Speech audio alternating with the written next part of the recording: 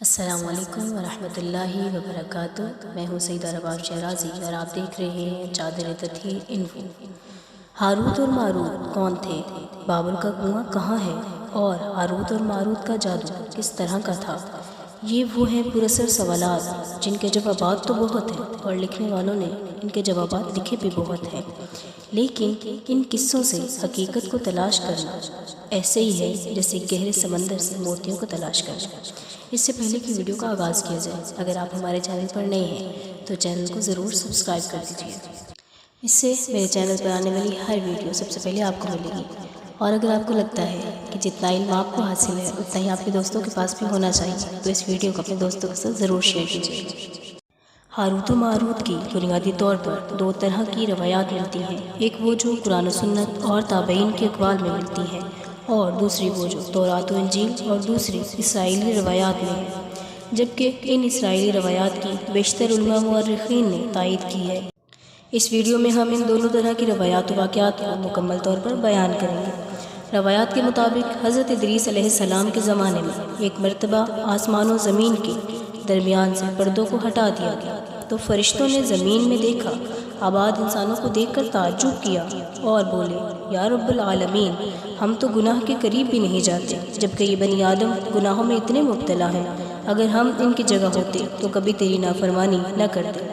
آواز آئی، انسانوں کو غصہ اور شہوت دی گئی ہے، اگر یہ تمہیں بھی دی جاتی تو تم بھی یہی کرتے، لیکن فرشتوں نے کہا ہم ایسا ہرگز نہیں کریں گے۔ لہٰذا اللہ کے حکم سے فرشتوں نے اپنی جماعت میں سے دو بہترین اور اطاعت گزار فرشتوں کو چنا جن کا نام ہاروت و ماروت تھا۔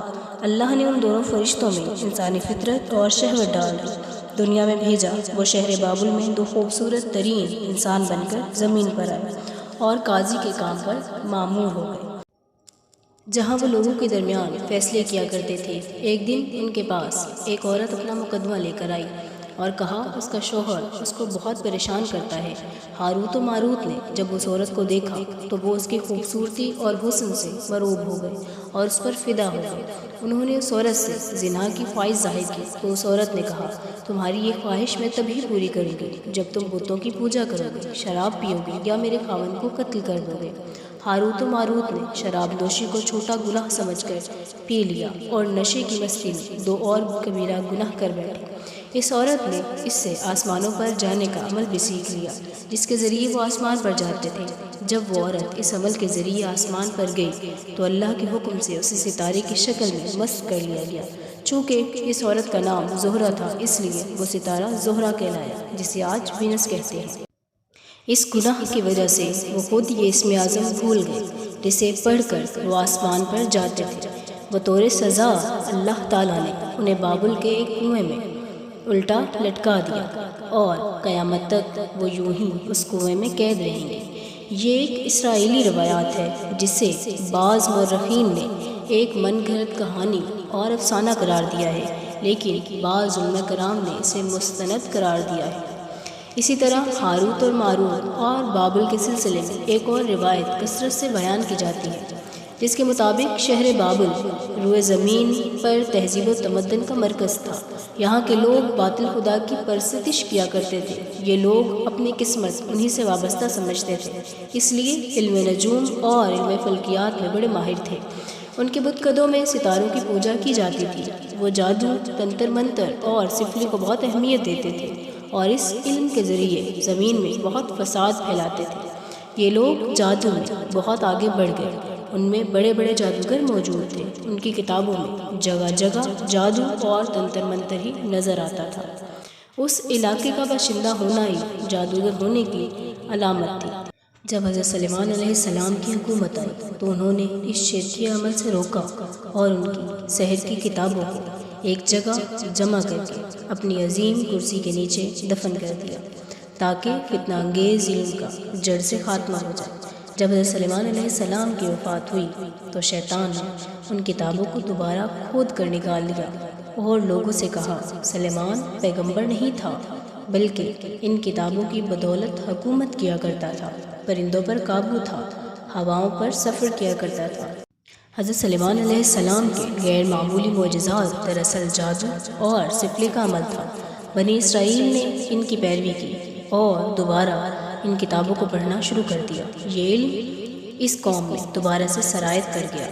اللہ نے حضرت سلیمان پر لگائے ہوئے الزام کی نفی کرتے ہوئے سورہ بقرہ میں ارشاد فرمایا ہے کہ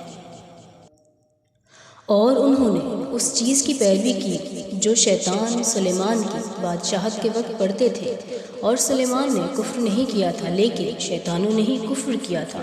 لوگوں کو جادو سکھاتے تھے، اور اس چیز کی بھی جو شہر بابل میں ہاروت و ماروت 2 فرشتوں پر اتارا گیا تھا، اور وہ کسی کو نہ سکھاتے تھے جب تک یہ نہ کہہ دیتے کہ ہم تو صرف آزمائش کے لیے ہیں، تو کافر مت بن۔